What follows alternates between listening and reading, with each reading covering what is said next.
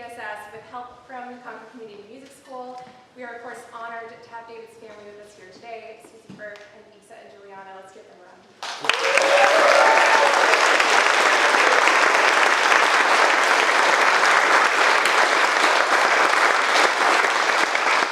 So Susie graciously invited me just to say a quick word of welcome, and I did just want to say David built such a beautiful folk community here at the music school, and we are still benefiting from that. We have teachers and students who were mentored and taught by David, and we're just trying to follow in his footsteps, really of just both musical excellence, but really his kindness and his ability to bring people together through music, his appreciation of people, his constant learning, and just his encouragement of musicians of all ages, levels of experience.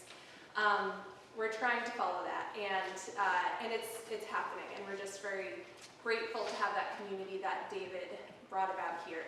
So I will have more to say about my own gratitude for David's role in my musical life, which I cannot say enough about. But we have a lot of really beautiful music to get to today, from people that David inspired and taught. And each of them will also have things to share about how David influenced them. We'll have musicians, by the way, if you're in the audience, you can come up and down from the audience and stay out there to get to experience the whole event. And yeah, so without further ado, I would like to welcome the founding president of the Concord Community Music School to introduce our first act, Peggy Center.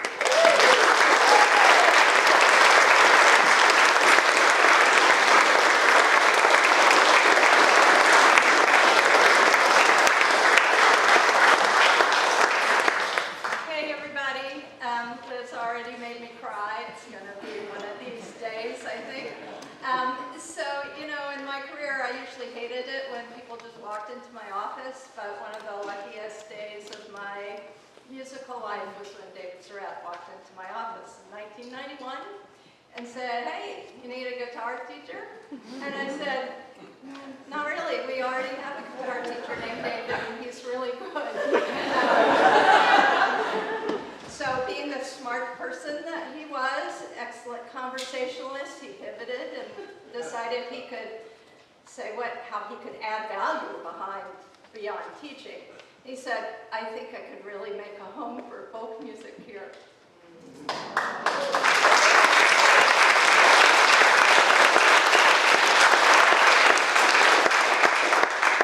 I was going to ask you to applaud, but you just did it. Yeah, look at this, and everything you will hear and see in the next few hours is inspiration and mirroring his values.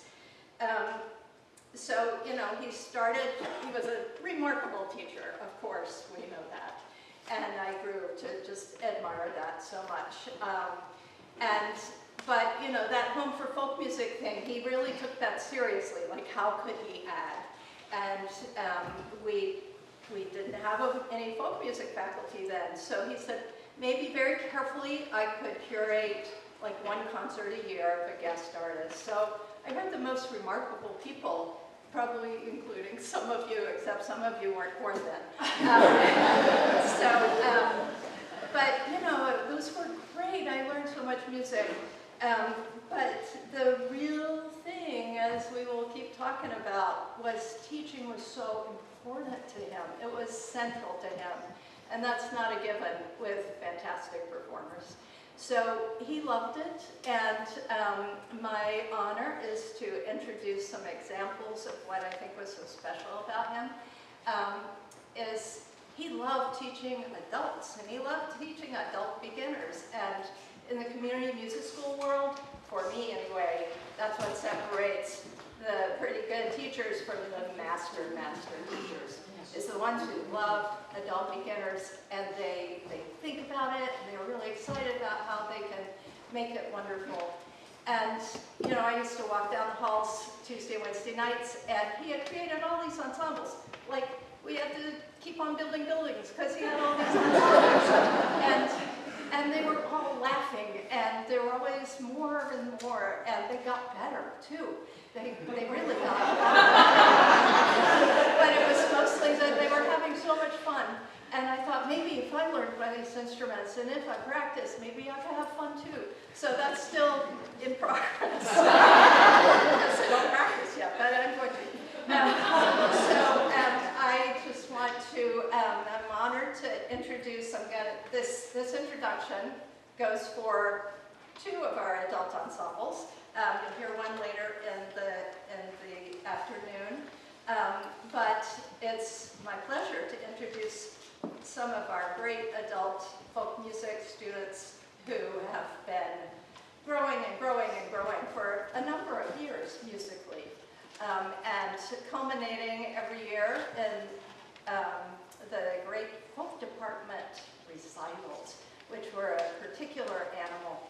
And even one year they had an animal, like a lamb, that had to come up on stage, for the Great Wall of Folk, which was little 5-year-old fiddlers all the way to John Blackford in his 80s, and all kinds of levels, and kids who were going to be professional, and it was beautiful.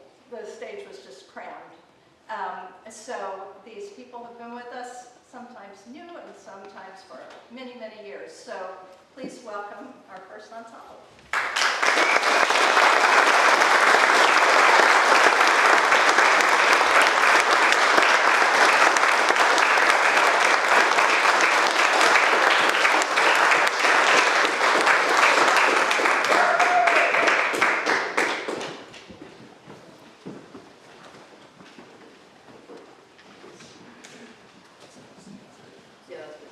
We're the mandolin ensemble.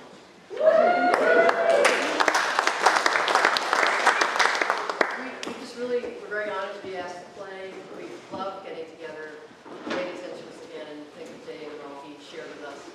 Inspired us to be good players, and it's just been such a joy to rehearse today. We're playing a tune by Turlo of Carolyn, but David wrote the harmony. It's one of our favorite things. So that's what we're doing.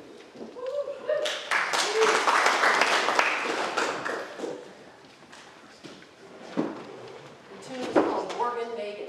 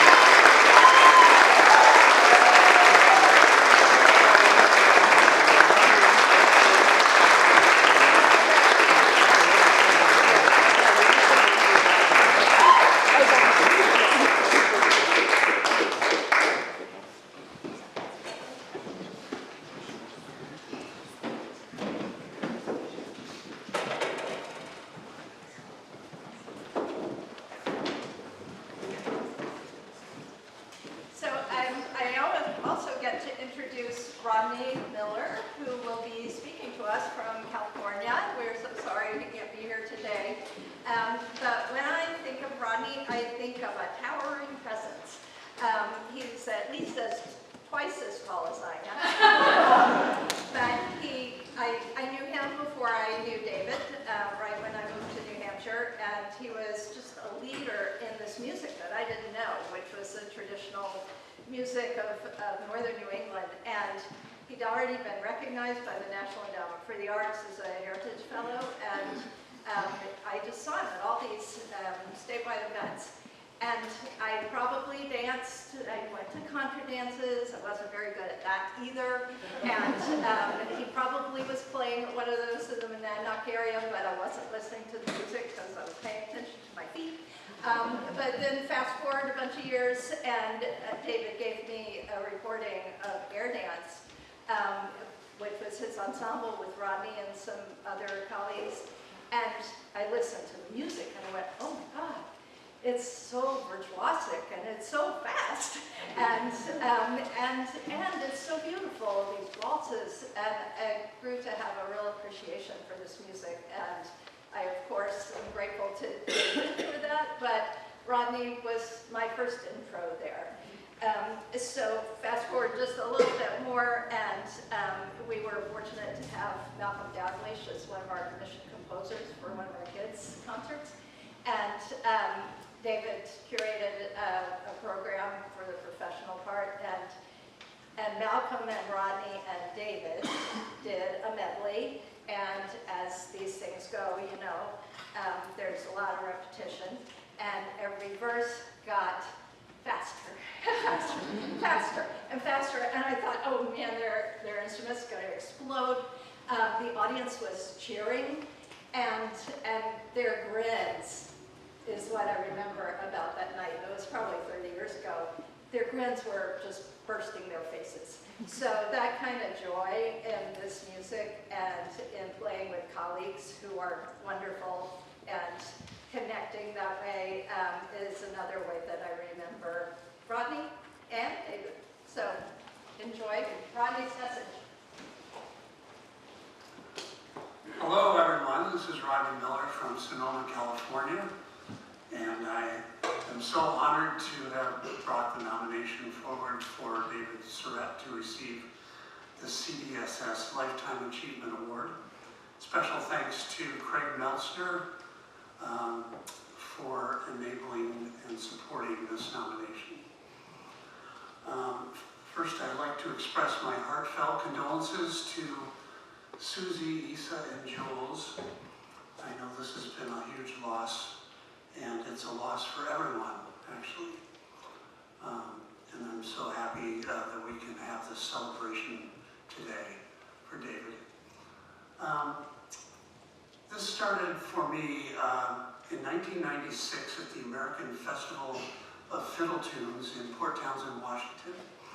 And during the festival, I happened to be walking in front of the main building, number 304. And this young, bearded, rather forward man carrying a guitar case approached me and said, "Hi, I'm David Surette, and I live in Maine. I'm not that far away from you. If you ever need a guitar player, I'd be happy to play with you." Well, as it turned out, a few years later, in 1999, I was able to form a new contra dance band, which was called Air Dance. And for the next 6 years, we toured the US, Canada, and the United Kingdom, playing an amazing array of mixed genre tunes for dancing and concerts and recordings. And as an illustration of some of David's talents, some of the air dance rehearsals were held at my home in Antrim, New Hampshire. And everybody would gather in the living room, and we would go through material for the next recording. This happened to be one for our CD that came out, Flying Home.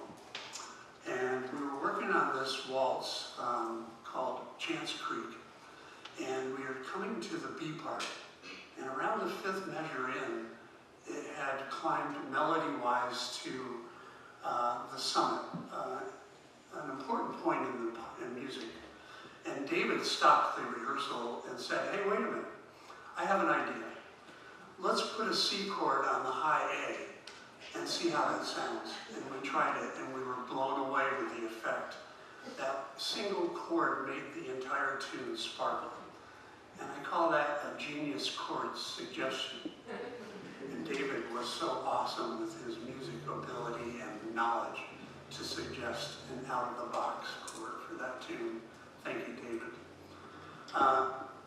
As well as the Air Dance CDs, David and I got the chance to record a duo CD called New Leaf. And the first track on that, I wanted to record a set of pyrotechnical J.S. Scott Skinner fiddle tunes. And David thought for a minute and said, I think this would work on my bouzouki. And so I was like, okay, we'll see, it's not your main act. And we sat down with the tape rolling, and we went through the medley on the first take. We absolutely nailed it in all the flat keys, B flat and E flat. And it's a testament to David's superb musicianship, able to just spin it out and nail it. Another part of our association was that there's a retirement home in Peterborough, New Hampshire, where my parents lived, called Rivermead. And they had a Sunday afternoon concert celebration presented to all the folks at Rivermead. And Air Dance was asked a number of times by the committee to present an afternoon concert, which we did several times. And my father, who was an appreciator of music, always supportive, would pester me beforehand and say, oh, please play the Ontario swing track from Flying Home. That's my favorite music track ever. And in large part it was due to David's guitar breaks on that. The soaring sort of Western swing medley, two tunes, lively and energetic, and just a beautiful execution of this music. And so we would play Ontario swing every time we played Rivermead. And my parents were so happy, especially my dad. And it illustrates the joy that David was able to bring to so many people through his music.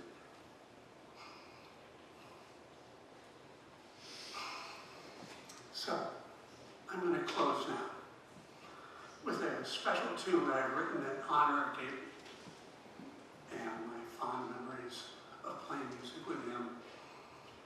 And it's called Surette. It's just plain and simple Surette. And I have recorded a music track. And of course, David isn't playing, but I was trying to approximate the sound when we did play together. And that was many times David and I had a special relationship within the band because we were trading phrases, we were trading lead times through the music. I would take fiddle maybe for the first one or two times, and David would take solo breaks, and sometimes I would back in fill on the fiddle. It was a combination that just worked so well. And so I tried to recreate this as best I could at this point in time without an actual band here. And so I hope you enjoy the tune. And I've also provided a PDF of the music. If it were displayed, people could follow along, but if not, it's probably available from Susie afterwards. I hope you enjoy this. Thank you so much.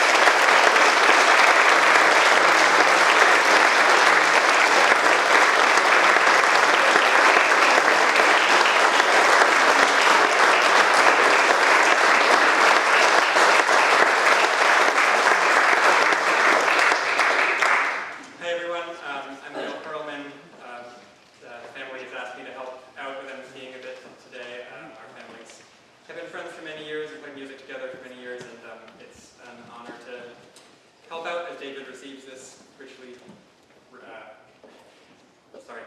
as David receives this like amazing award and very richly deserved, richly deserved reward. I'll speak a little later about the many ways David inspired me, but in the meantime, I'm just going to introduce our dear friend John Cote.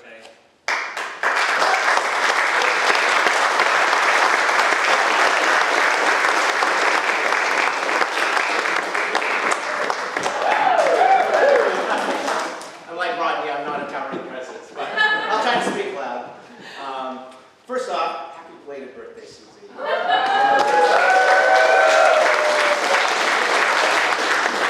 Thank you so much for your passion and coordination with all of this. I appreciate the invitation, both to play some music and to speak. My initial thought was, I could talk about David all day, but you don't want me to do that, so I'll keep it tight. Any conversation about David, in addition to his, outstanding musical talents and compositional talents as well, inevitably comes around to his generosity, right? And I might add his charisma and his inclusion of others into the bigger tent of traditional music.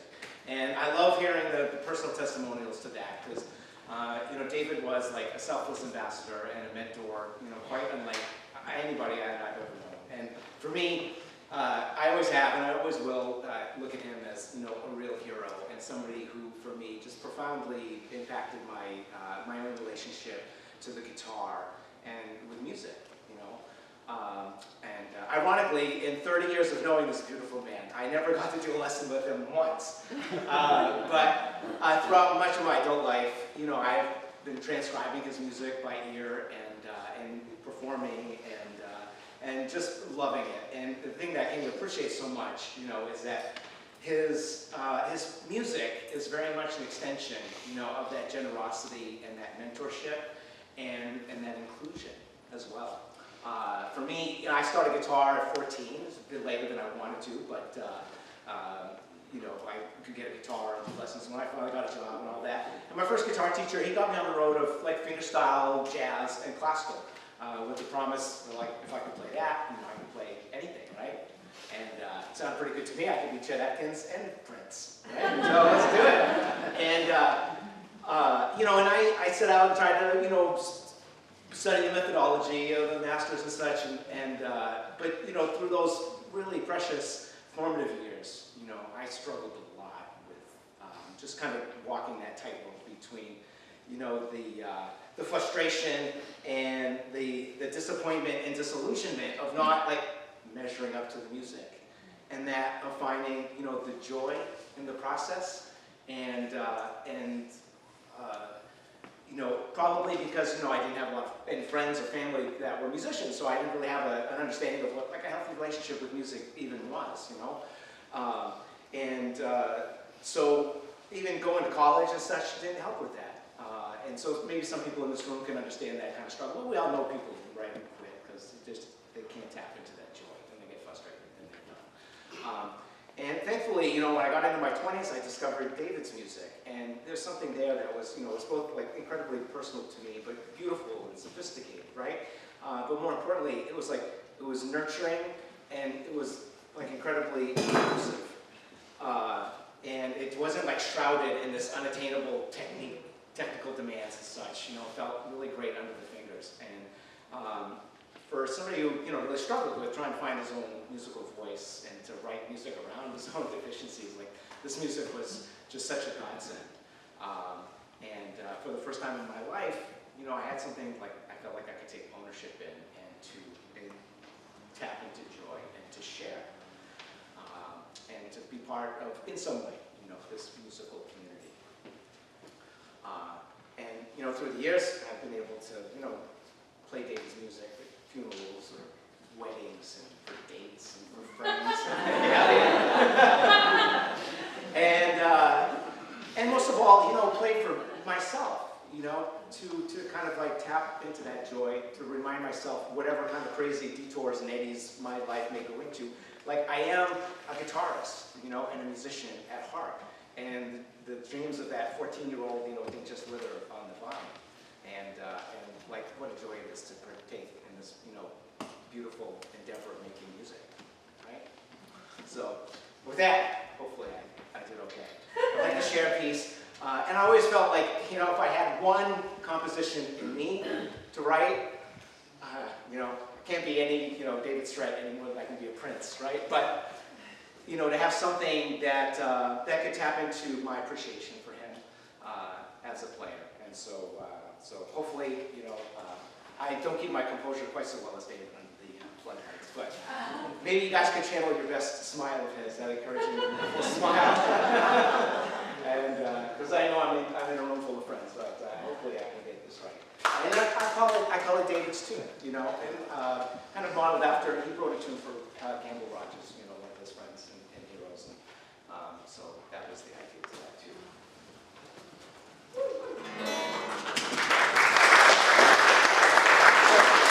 Am I done? Great.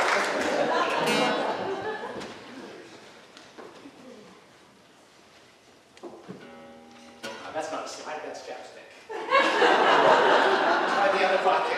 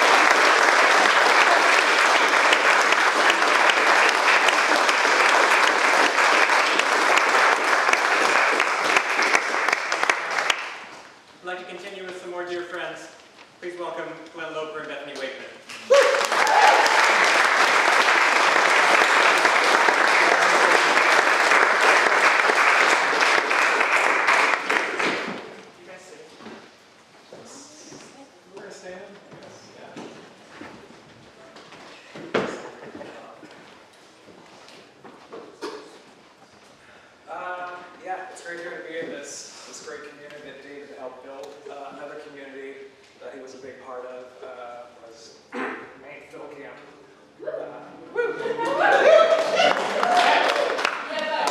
So that's where I've been doing. And even before that, so I'm a contraband musician. You know, the work that he did with Rodney just really helped create beautiful music in this area. And I was inspiring to everybody in the scene, I think.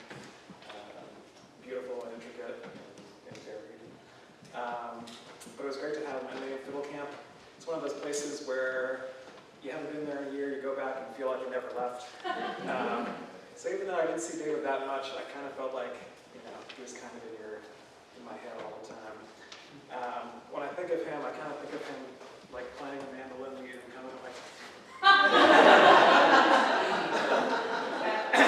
like to me, that's the David move. And, you know, it's a happy thought, and it just sort of goes along with what everyone's been saying about how supportive and generous he was. He was always there to sort of catch you, you know, had you back when you needed it. I remember the first time he came to camp, I was a little nervous because I knew who he was, and we're, you know, co-teaching mandolin, and I taught it to him, and he's just sort of sitting there like letting me take the lead, and I thought, oh man, what does he think? We got through the tune, and you know, he just sort of, how about some chords? And he, you know, played a couple two-string chords, and the whole class ate it up, and I didn't know them, but I thought it was great, and I just sort of thought, you know, to myself, thanks, Dave. Yeah, so great to have known him and hung out with him. Great to have been here at the March Mandolin Festival. There's an album we did called Green Mandolin, which has a lot of great music on it. And some of the tracks are probably recorded here with Keith Murphy. And we're going to do a couple tunes that Dave actually wrote called The Green Mandolin and Nordicana. I think he called them his own tributes to rhythmic irregularity and northern tune mongering.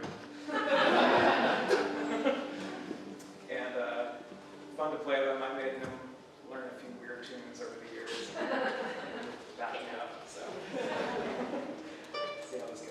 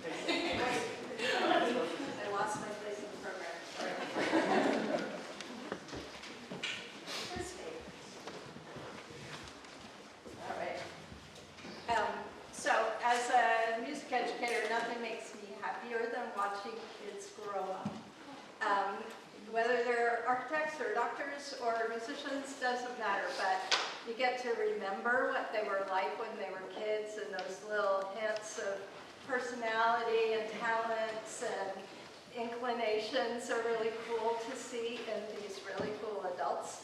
So I get to introduce some of my favorites because they mostly grew up to be musicians.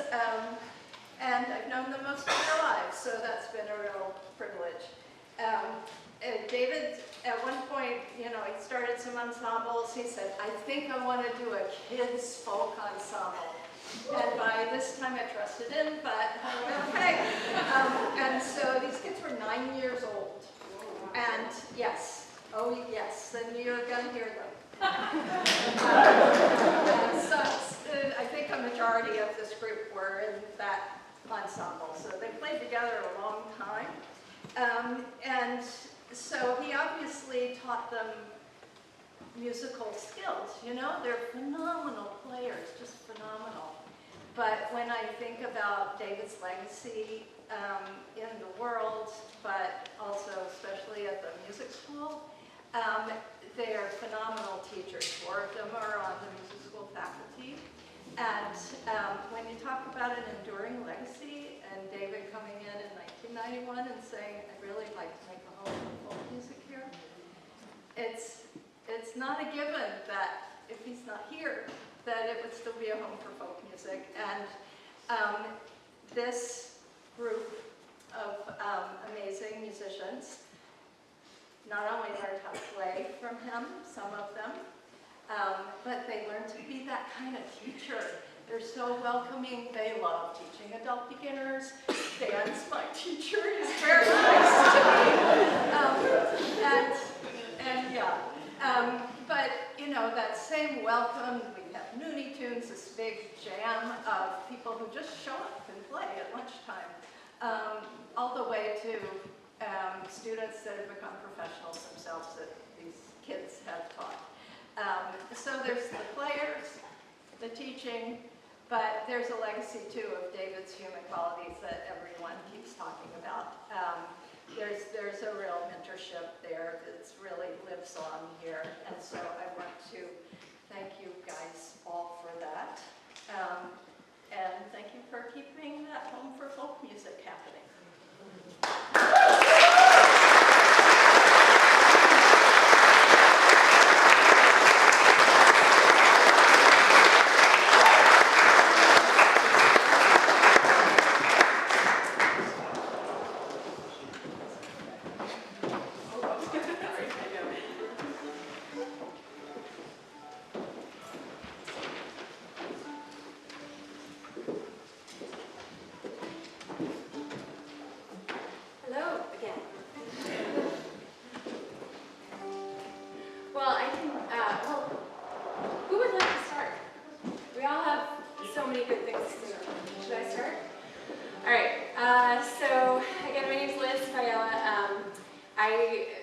I've been coming to music school essentially since before I was born, because my mom came here when she was pregnant with me, with my older brother, to do music and movement. And something that we talk about at the music school is that it's a home for musical friendships. And I was just pondering how David really nurtured one of the most important musical friendships in my life, which is my musical friendship with my brother Dan. So I got New Leaf, the Rodney Miller and David Surette album. It was like one of my first albums that I possessed myself, and I had my little Walkman, and I would just listen to it incessantly. And you actually physically destroyed that CD and had to buy another one. We wore it out, if that's possible. And Dan and I were thinking at some point not too long ago that that's what we always have wanted to sound like. We were like, oh, yeah, that's what we're shooting for. So Dan started taking lessons with David. David was such a gift to Dan. And then years later, I was kind of pondering, well, and he would invite us to play in the folk recitals together, and was always just so supportive of that. And years later, when I was kind of pondering a career shift, I reached out to David and I was like, does it make sense to be a musician? And he had wonderful thoughts, and he was like, come to music school and play some tunes. And before too long, I got my very first student at the music school, who's here with us today, Lindy. And since then, it's just been trying to do what he did, which was to foster those musical relationships and friendships here at the school. And once Dan and I started playing more professionally together, he would jump in on gigs with us, a crash and more gigs once, which was awesome. And then he invited us to play with him once at Blue, which was wonderful, up in Portland, Maine. Road tripped out with us to Western New Hampshire to play a contra dance. Just kind of treated us like colleagues, and that we kind of saw that shift happening. But he was always to us this like giant and just a legend. Yeah, so here at the music school, David and I had the opportunity to work together. We started Unity Tunes, the folk jam that Audrey's carrying on now. And when David passed away a few years ago, there was an article in the Concord Monitor where various people talked about how much he meant to them. And I was one of those people. And I still have it on my bulletin board in my studio. And sometimes when I'm accompanying my students on piano, I look up at that article and I look at David and I think about trying to be the David that I want to see in the world. And he really, he inspires me all the time. I think about him all the time. And now Dan and I get to work together here at the school and just bringing musicians together. So it's a joy, and he's kind of just always on my mind, so I'm really grateful for Dan. Sure. So I was fortunate to take lessons with David for 6 years, and then friends with him for 10 years after that or so. And you can't really sum up in words the effect on a young person's mind of having that kind of consistent, reliable, musical personality in your life who you get to see every week and play tunes with every week. So I won't try to sum that up because it's not possible. But I do want to say one thing that David said to me once. I used to call David up on occasion when I was stressed about a gig. I would call him up and ask his advice. And one time there was a musical collaboration I was working on with somebody. And with this particular collaboration, it felt like in the interaction, if things kind of had to be awesome all the time.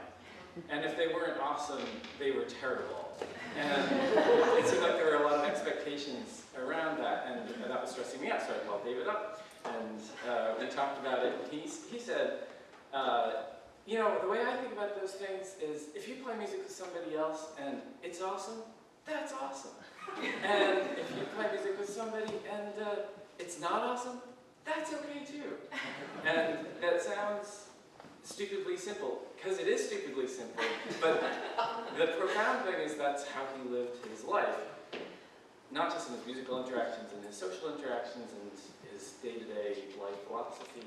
And I think over the years, seeing how that mentality can play out, I've realized that if somebody treats you that way in an interaction, that instead of requiring you to be awesome all the time, to live up to some sort of, expectation in their head is what the awesome is that you should be, just giving you the freedom to be yourself. And that, paradoxically, I found, creates the most awesome musical interactions and social interactions. And I saw that in David's life, in his philosophy, how that played out, even if he was dealing with difficult things, like with his illness. Life is not always awesome, and it's not always everything that you expect it's going to be. And but that doesn't mean that you can't fully appreciate all the good things of friends and family and beautiful autumn days. David really appreciated all that stuff, and no matter what was going on, and he helped me to appreciate that too. So I'm always grateful for that.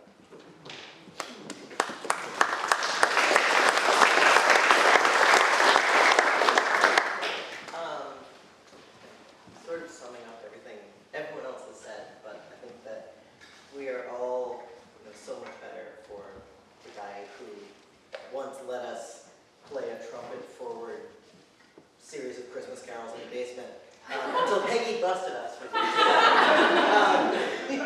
But, David not only taught us musically, but also, I think gave us the gift as young students, and as we grew up,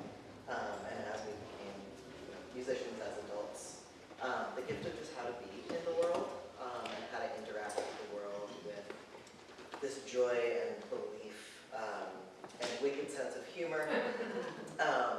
And so, yeah, thank you guys for sharing him with us. And there's so much more love in the world because of that. Yeah, so I feel like I could just say ditto to all of that. Yeah, so I was never officially a student of David's, but man, I sure learned a lot from him over the years. As a young person coming into, so let's say, you've already learned how to play your instrument, and now you're trying to figure out how to navigate the music industry, how to become a musician. There are a lot of ways to go wrong, and there's a surprising lack of, maybe not surprising, lack of good, solid, positive role models in the music world. You think about the people that are at the top of this industry now and in decades past, and there's not necessarily a whole lot of like shining examples of excellent role model worthy behavior, right? And yet David was that for me. So he and I, we worked together on and off for a couple of decades really, and more so toward the end there. That involved spending time together in studios, at outdoor winter music video shoots, and plenty of gigs, some glamorous, mostly not. And throughout all of that, I never knew David to behave with anything other than the utmost respect for his audience and his fellow musicians. Of course, the reliability and professionalism and the extreme talent, but also that was all tempered with him. That was tempered with this this easygoing sense of fun, right, and humility, and this constant encouragement and support of his fellow musicians. And so for me, David was an example. He showed me by example that it is possible for a New England boy with a thing for folk music to grow up and become a loving father and parent and a respected member of his community and an inspiration to a new generation, for all of us, and that he was able to do that while being just such a good guy. And at the same time,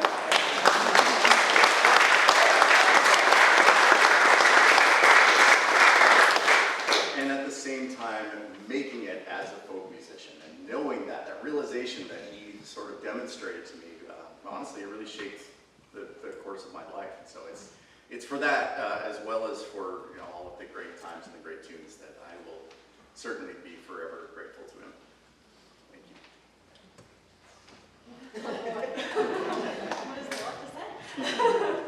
So I met David through the school, actually, when I was, I want to say 8 or 9 years old, probably 8. And at the time, I was taking classical violin.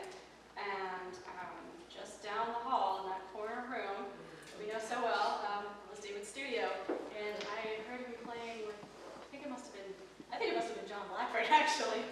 And I remember thinking, what is this? I have never heard anything like this before. It was just so emotive and wonderful and joyous. And so I think, and my mother can correct me if I'm wrong, she approached David and said, hey, I know you don't teach violin, but she's really interested in kind of learning more about this style of music and maybe even writing some of her own tunes. Is that something you'd be up for? And he totally went for it. It was really, really fun to bounce ideas off of him. He was always excited about whatever I had come up with, even if it was absolutely horrible. I've done a deep dive on my things since then. I've been like, wow, you were very gracious to this. Thank you. But one of the things that I will always remember and hold very close is how important he made every single person in the room feel individually, which is such a talent. I cannot express how just tremendous it was to watch him support other musicians and just the way he made everybody, myself included, feel so very special and cared for. So that's what I have to say. So thank you.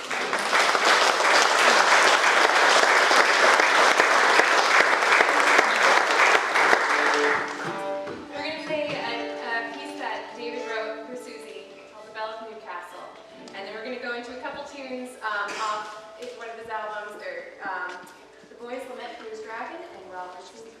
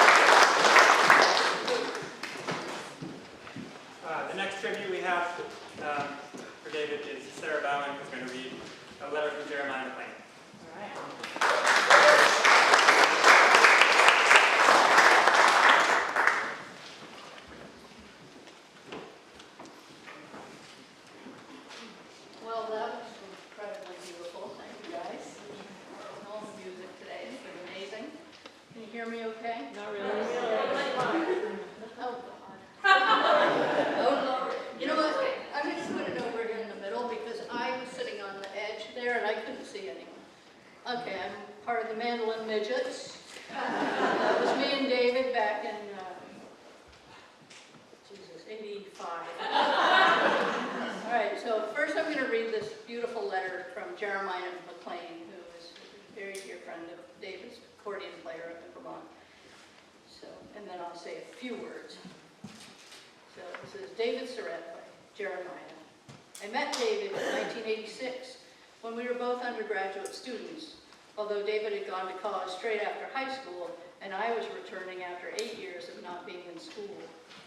David had spent his junior year in Dijon, France, and this was his senior year. We were different ages but had similar inclinations. Play music at the press room in Portsmouth, speak French, and talk about music. After college, David spent a summer in Burlington, Vermont, and I got to see a bit of him while I was there. At one point, I hired him to help me rebuild an outdoor deck on a cabin in the woods of Moortown, Vermont. We spent several days working during the day and playing music in the evenings. I remember those days fondly. We were both relatively young and carefree. After the summer was over, he returned to the Seacoast area and within a few years began his life as a husband and father. Started the traditional music program at the Concord Community Music School and began building a legacy of incredible musicianship in his solo work with his wife Susie and with so many other groups and musicians. Over the years, David and I crossed paths many times. We played together in a duo format and also with different bands and different fiddlers, among them Fresh Fish, founded by the fiddler Carrie Elkin, and Air Dance, founded by Rodney Miller. Getting to know David during those early years, I was struck by his constancy, his positive outlook, and his commitment to his music. Every time we reconnected, I felt the same sense of David that I had experienced the first time I met him. Generous and courteous to a fault, always willing to give back to others what he felt had been given to him. I don't know exactly how David developed that sense of having been given to, though I imagine his family had something to do with it. Perhaps it just came with being David. He believed he was a lucky guy, and I think those of us who watched him from a distance would all agree. He really was lucky, but more to the point, he created his luck. He made it happen for himself. He showed up and took the opportunities given to him. His gratitude to life was enormous, and from that gratitude, so much was created and given back to others. David loved so many different kinds of music. He and I both had a particular connection through our love for French, Breton, and Italian music. He published 2 collections of music, one that focused exclusively on Breton tunes, and the other on a mixture of French and Italian tunes. He traveled to Brittany in northwestern France and collected dozens and dozens of melodies, carefully arranging them in his book. He was able to do this partly through his connection to one particular fan there, Soig Siberel. Soig was a pivotal figure in the world of Breton dance music, and I imagine he recognized in David a kindred spirit.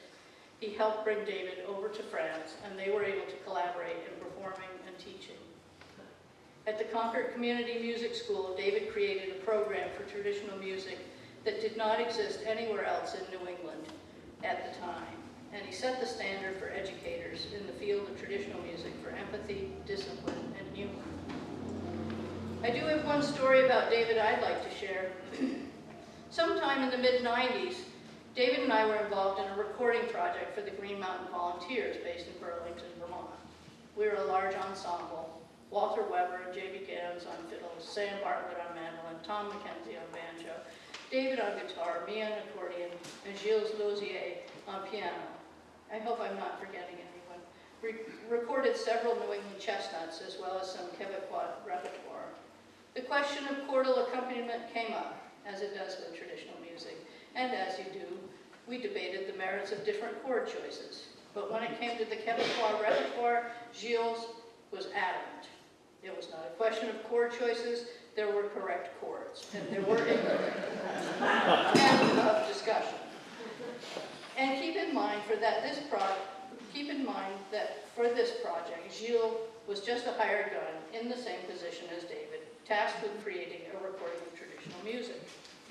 I would like to point out from this vantage point, many decades after the fact, that I understand Gilles' point quite well.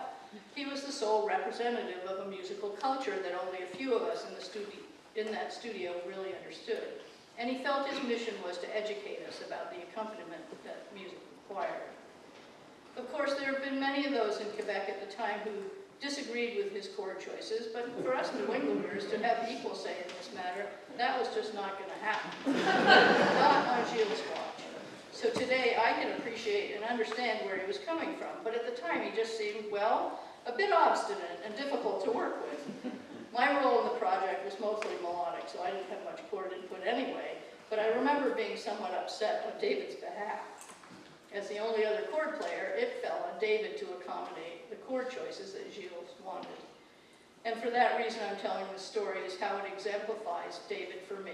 Many musicians faced with a similar situation would smile and say, sure, I'll play it how you want me to play it, while internally grumbling about the possibility of different people hearing different chords or the death of chordal consonants. Consensus. Consonants, too. Or something. Or they might even hold a grudge and talk to others behind that person's back. David's response was completely genuine, I believe. He listened to what Gilles had to say and agreed to play the chords Gilles wanted, giving it his all. Later I asked him about it. What did he think about Gilles being so forceful and obstinate? David wasn't bothered. Apparently he didn't feel the need to be right, to be the one who got his way, not in that situation at least. It is tempting to dramatize and possibly overstate the positive qualities in those who have gone before us. That's natural, I suppose, as we probably never do it enough while they are with us. I can imagine David being raised up onto a sort of pedestal for his accomplishments and his personal qualities. I'd like to remember him as a human with flaws as well as gifts, though it takes knowing someone pretty well to see all that. I really didn't get that full of a glimpse. But what I did see was the kind of person that we need more of in the world, not just in it for himself, but in it for others too. He knew how important that was, and it seemed like that was his North Star. So now when I look up at night and see that familiar twinkle, I make it my own. Thanks, David. I miss you, buddy. Jeremiah.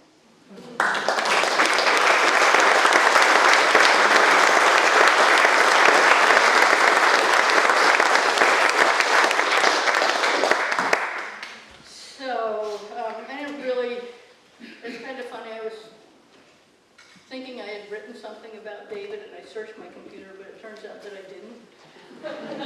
So I'm winging it here. I met David, like Jeremiah, we were at UNH together. I think Jeremiah may have left by the time I got back there. I also left school for a while and started a band, and as one does. And then I went back in '85 and met David at that point.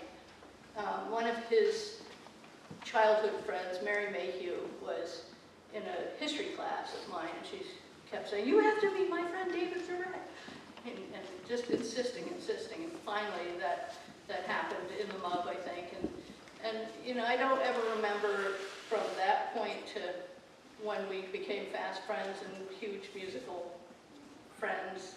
You know, I don't know I can't remember how it all went. Of course, you know, we were all probably in the press room most of the time. So anyway, at some point, we started playing together a bunch, did open mics at the press room, and then David graduated first, and then I graduated, even though I was a lot older. And in '87, I think it was '87, we moved in with April Limber to a place in Kittery, Maine. April Limber was an amazing fiddle player from Concord who sadly died way too young. And the three of us shared a house together just as David was starting to get to know Suze.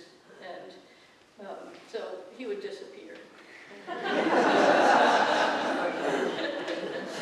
But in the meantime, we played a lot of music together in that place, and we were all doing manual labor at the time. He was swinging a hammer, I was painting houses. And I remember him saying, "I'm giving up this. I can't do construction. I'm killing my hands."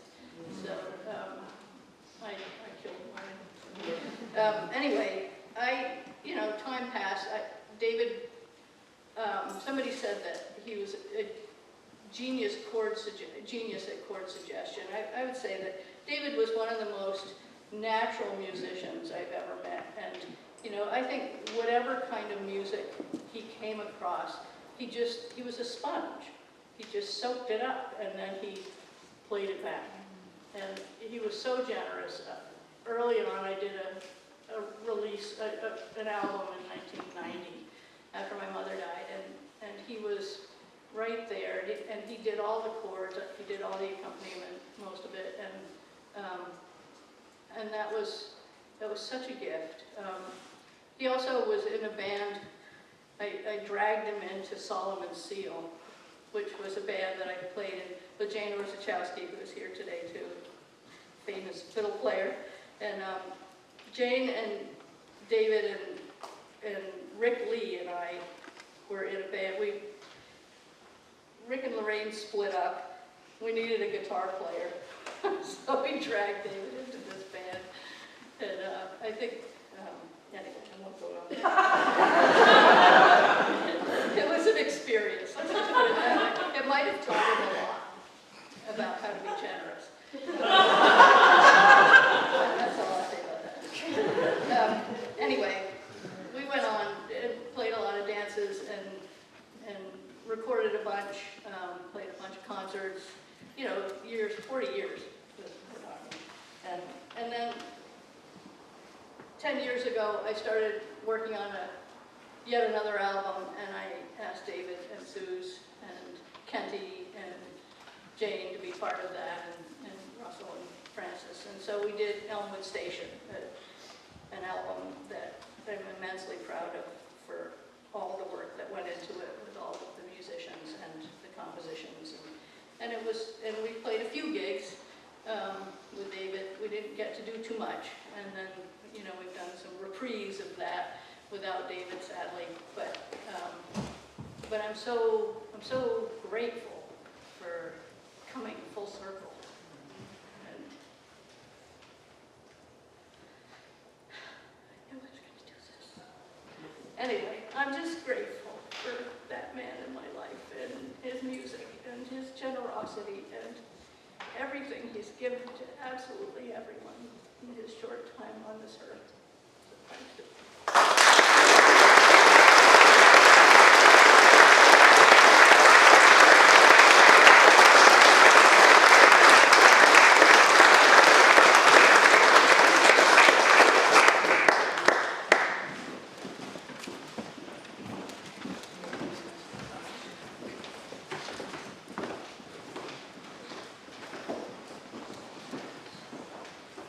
While these guys get their instruments, this is the other ensemble I was talking about earlier that laughs a lot and plays really well, and David's made them have fun and made them get better. It's been fun to listen to you guys over the years.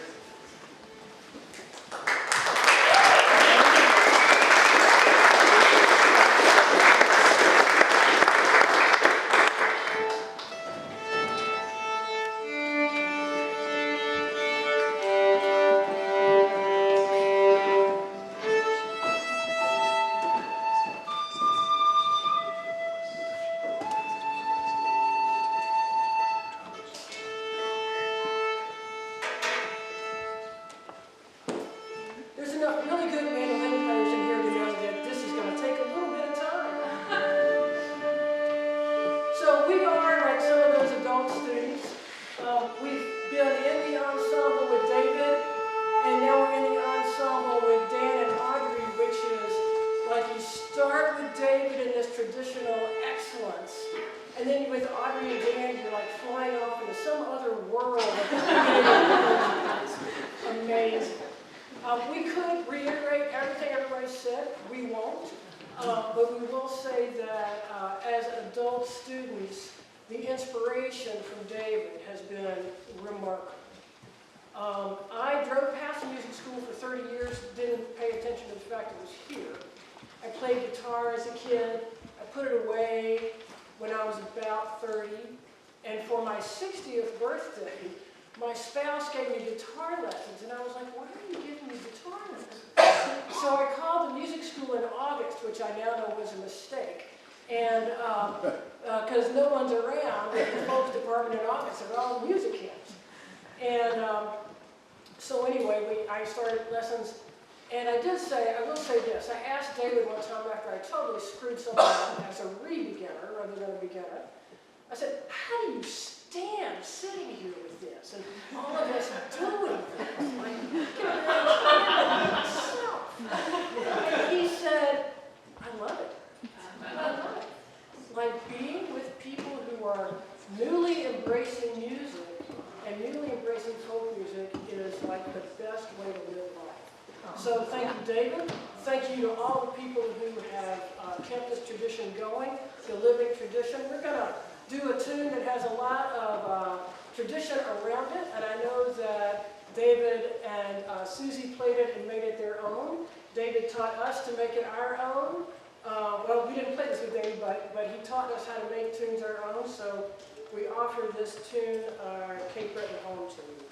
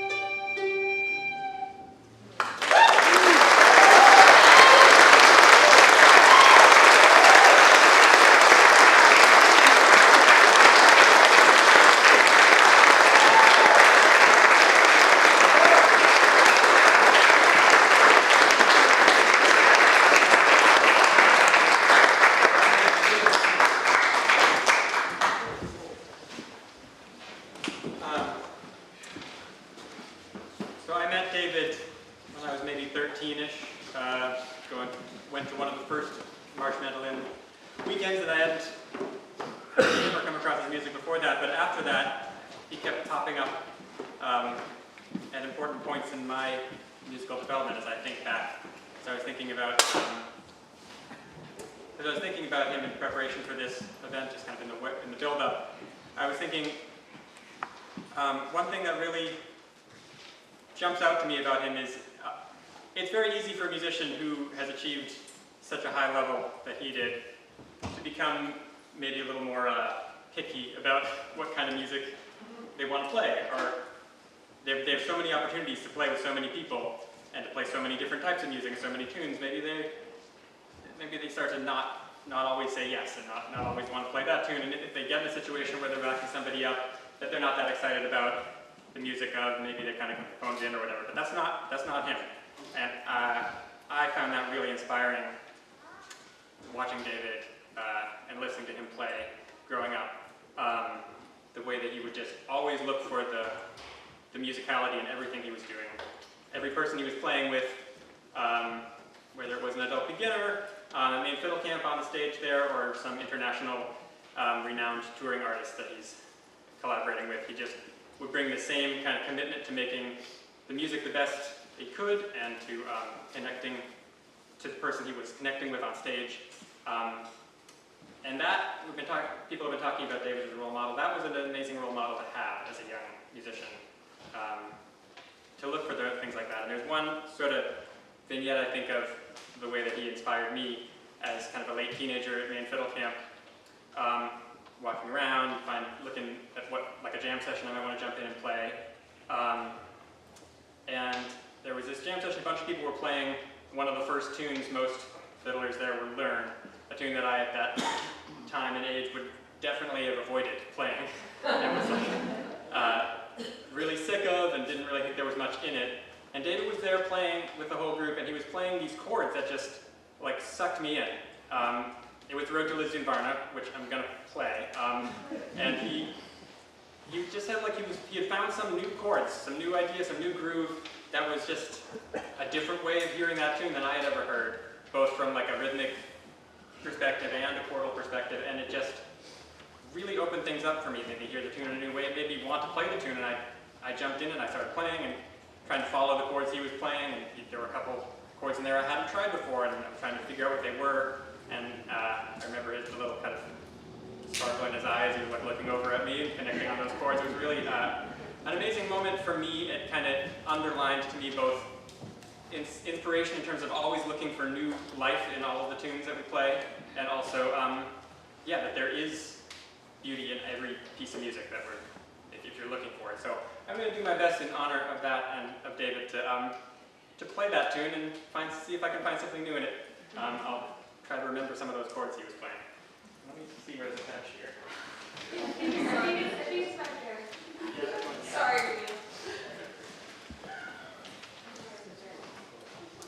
Let's have a hand for you.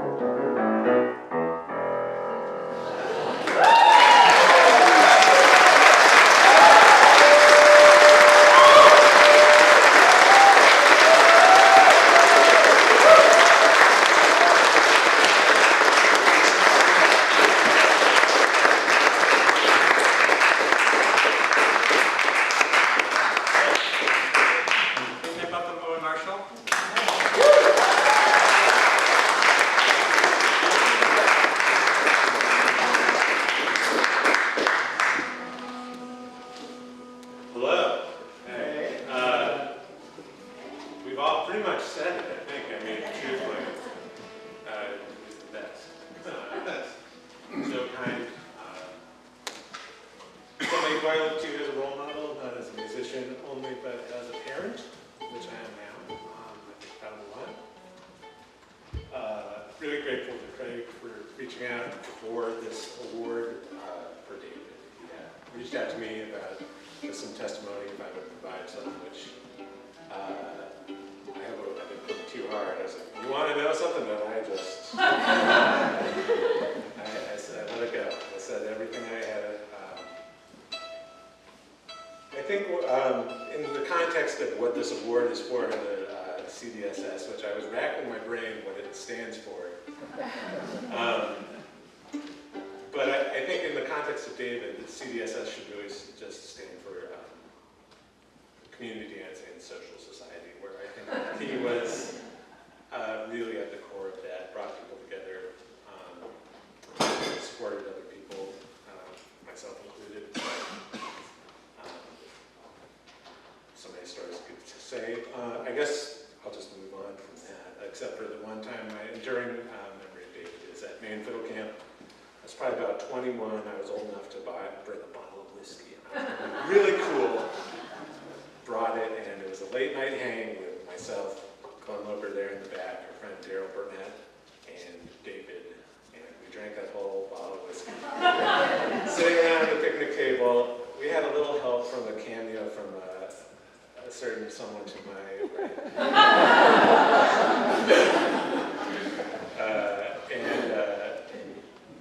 Yeah, we were pretty wrecked. But anyway, it's just a moment of like I wanted to belong so much and like wanted to be part of this community. I always David's a little pool of folks that I call my trad dads. I don't know, just kind of like running my mouth up here, but at a time where cruelty, pettiness, and just all sorts of shit is being celebrated, I'm happy to be here.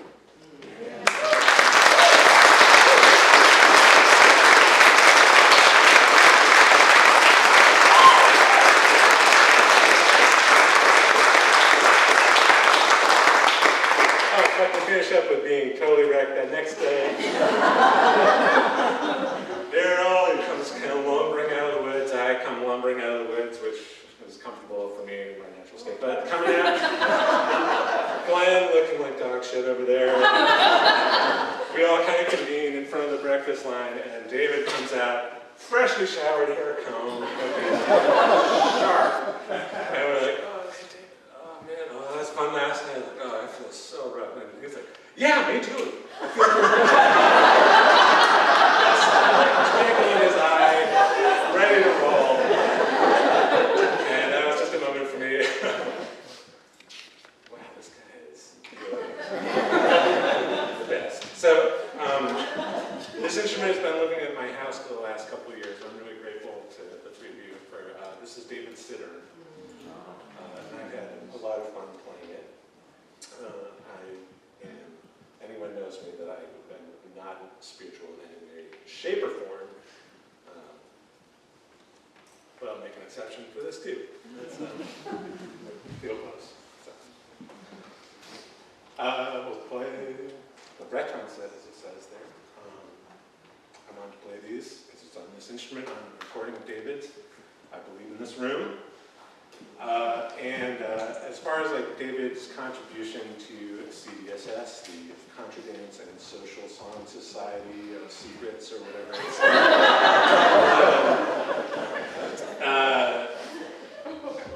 I am just so delighted to see like the interest in ball folk, Breton dance, and all of this music that David loves so much, and I wanted to play the Breton set for there. So.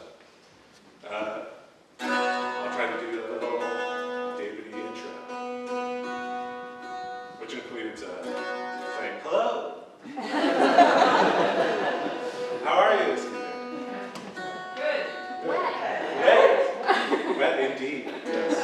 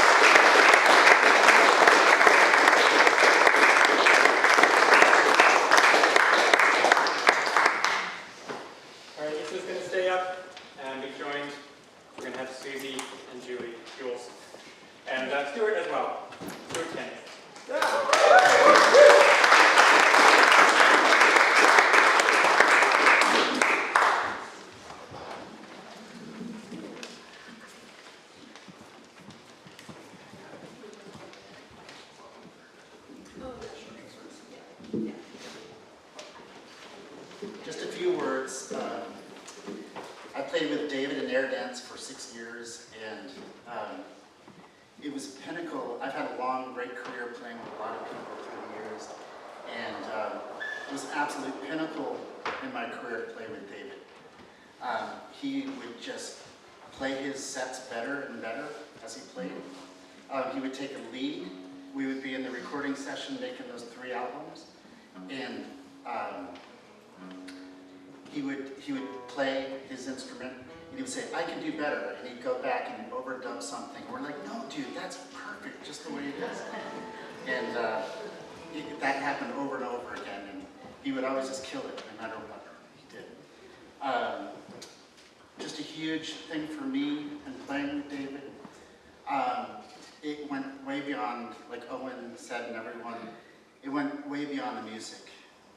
He would always just, he taught me the importance of saying, "I love you." As we were in our 30s, and he said to me, he said, at the end of the gig, one day he just said, "Love you, bud."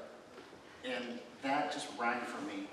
I am now passing that on to all the peeps I play with, and I just say to them, "I love you, bud." You know, Max and the whole gang. I just, I want to carry that on from David. And one other thing about David was, when we were playing, we would be in Europe or something, having a hell of a time, but David would always want to talk to Susan, the girls, and whenever he would talk about the girls and Suze, he had that twinkle that I've heard many times. True, true, true. He would just twinkle us, and we'd be like, "Yeah, man." And we couldn't wait to get back home and see family.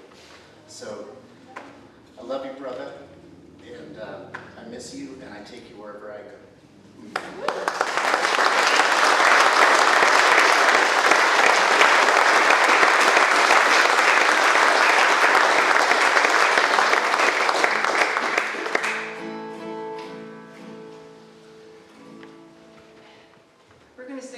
David composed a lot of beautiful tunes and played a lot of beautiful tunes from around the world, but he also wrote a lot of great songs.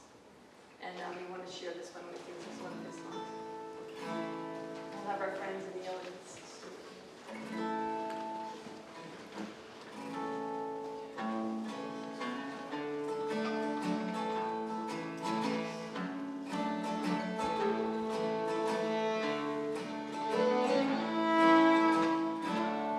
Darling, sit down here beside me at the setting of the sun.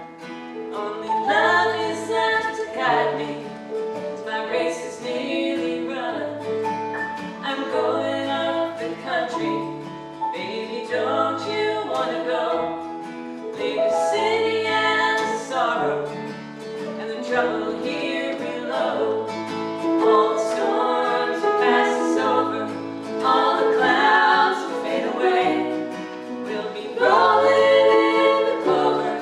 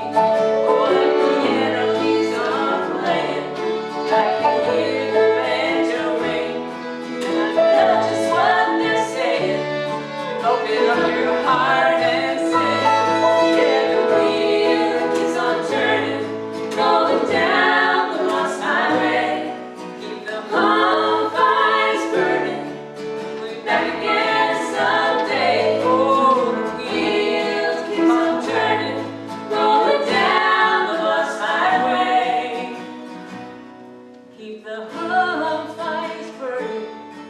We'll be back again someday.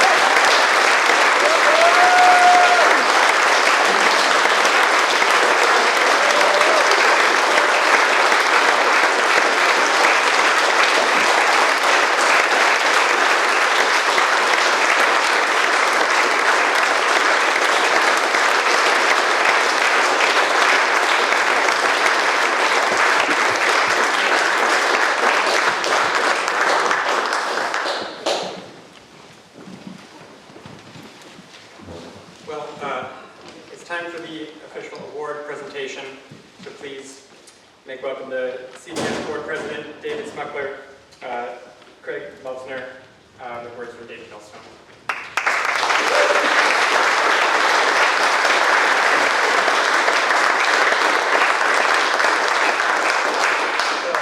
Just to set the record straight, I am the board president of the Country Dance and Song.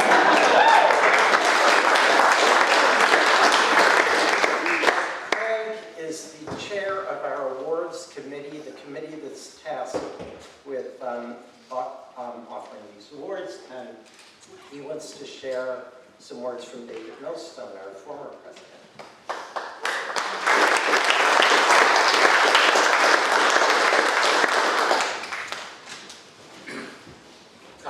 Thank you, David.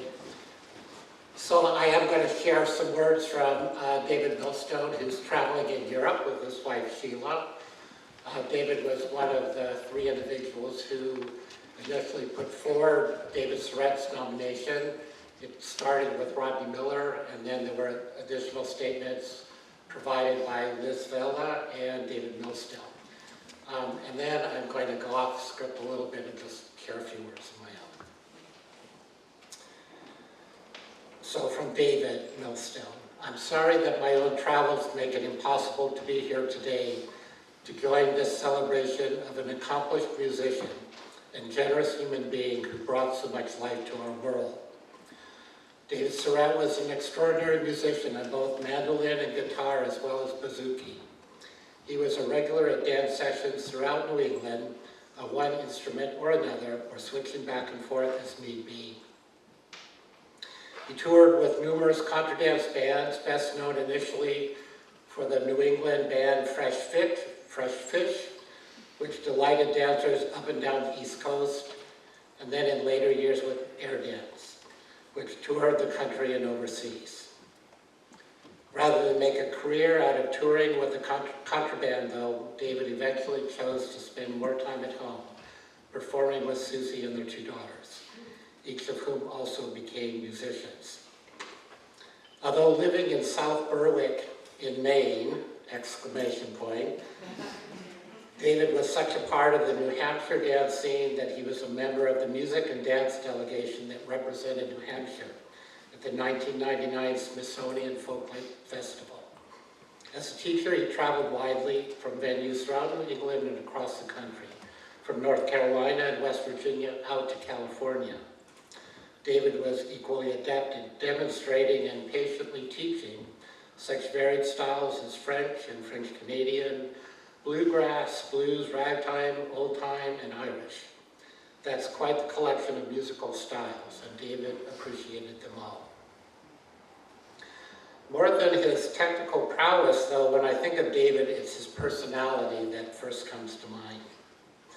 Whether here at the Concord Community Music School, on staff at Maine Fiddle Camp, or playing with new friends wherever he found himself, David's ever-present smile and encouraging attitude made campers young and old feel welcomed into the company of a master musician. From David Millstone.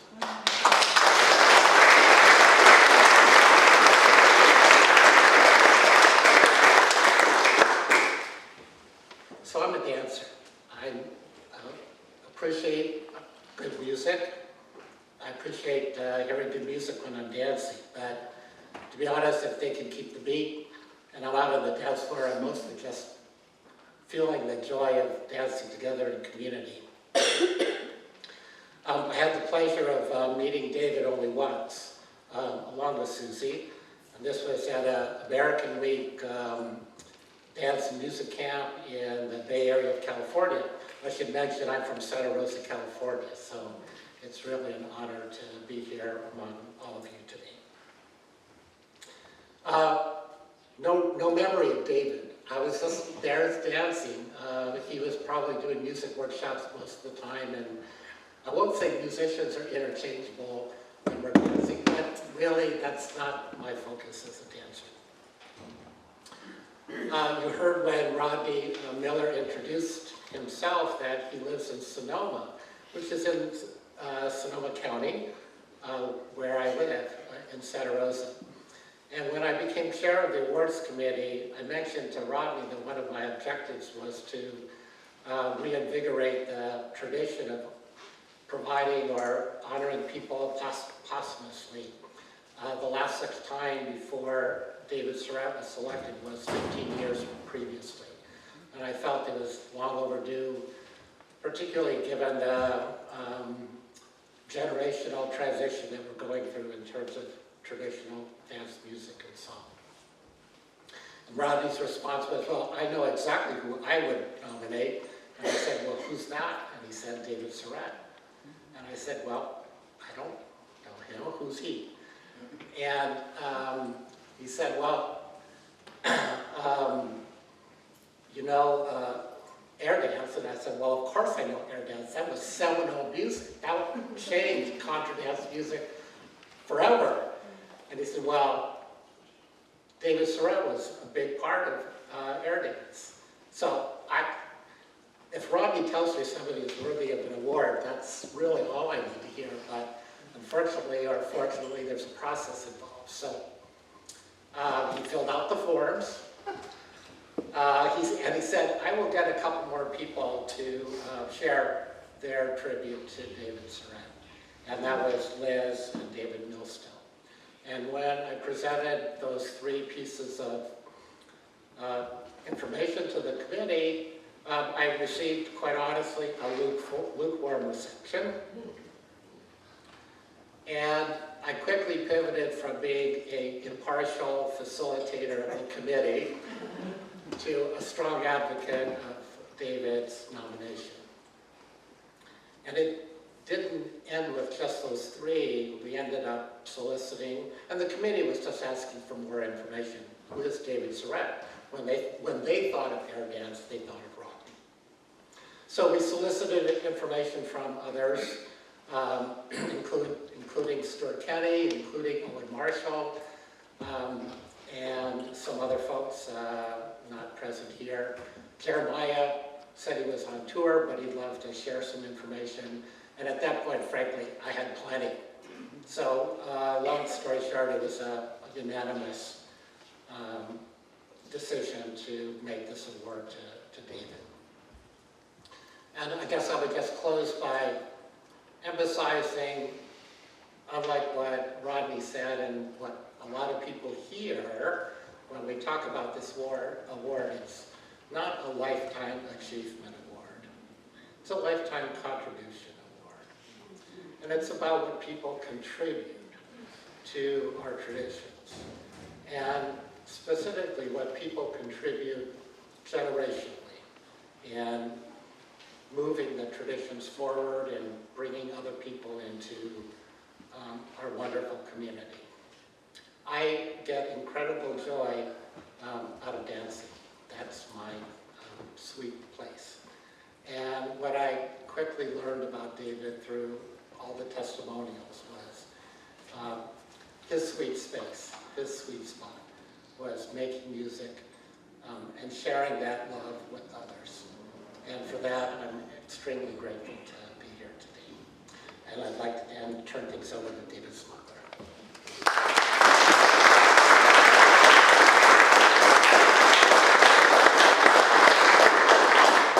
So, as president of the board, I just want to say that a lot of our board work is kind of under the hood work, you know, background sorts of things for the Country Dance and Song Society.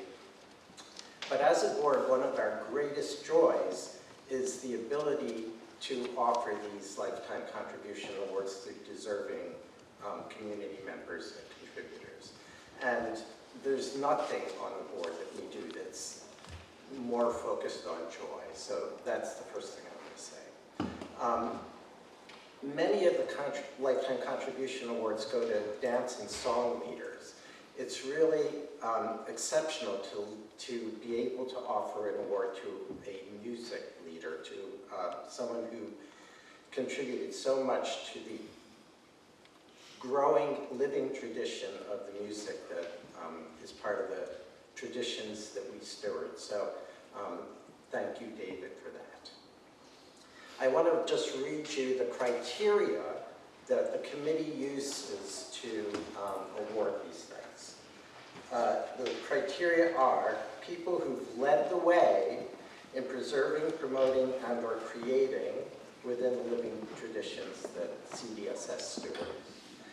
People whose contribution has benefited people in a large, broad geographic area, and people whose contributions have impacted more than one generation. There's no doubt that David qualifies by all of those criteria.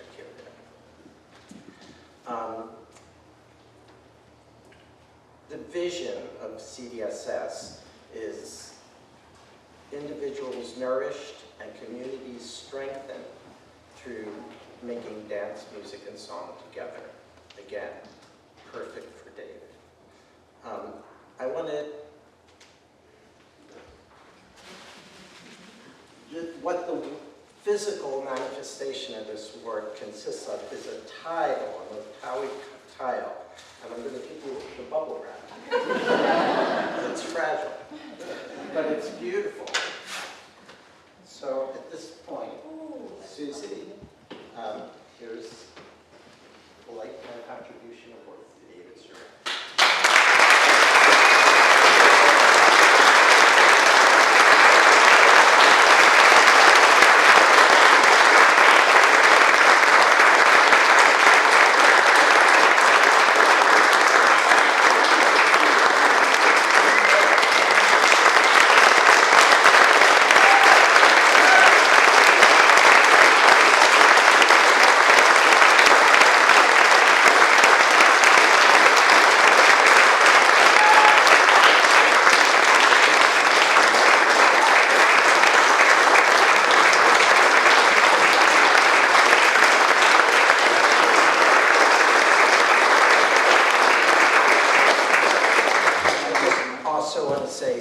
Such a warm thank you to all of the people who performed up on this stage today, all the people who worked so hard to organize this event. It's not easy, I know. So thank you to all the people who contributed to those things.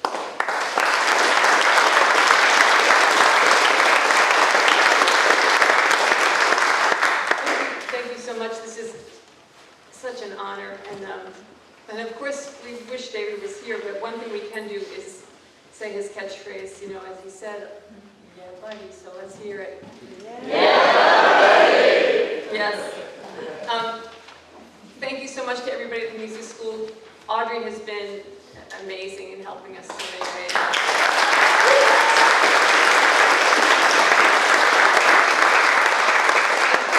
And Kristen and Liz and Daniel, and it's a lot of people to name, so we can do one like really big round of applause at the end. Yeah. We want to thank Rodney Miller for remembering and honoring David and getting this whole thing started, and everybody who wrote such beautiful messages. Or David, do you want to? Sure. And this is just, you can just go off script. We want to thank Craig for all of his work on the nomination, and everyone else from CDSS. We want to thank Steve and Betty, Zaycon Anderson, and Sarah Bowen for organizing the food, and Jane we have in the community room, which is wait till you see all the way down there. We've got a whole bunch of food. Please stay and hang out and play tunes. So yeah, thank you to the people who helped with the food. There are a lot of volunteers who helped out.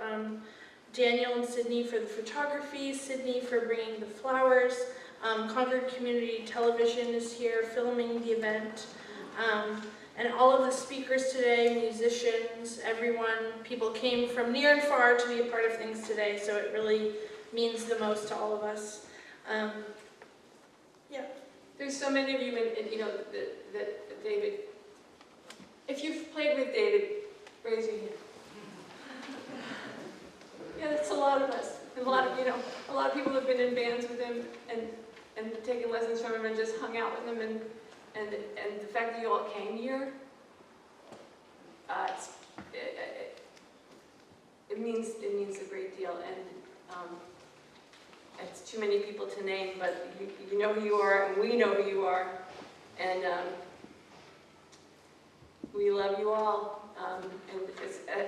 And David wants us to laugh and sing and have a good time. So, you know, I mean, when someone's gone, it's like it's mixed feelings. All of us have mixed feelings, and I don't mean mixed like maybe I like it, maybe I don't.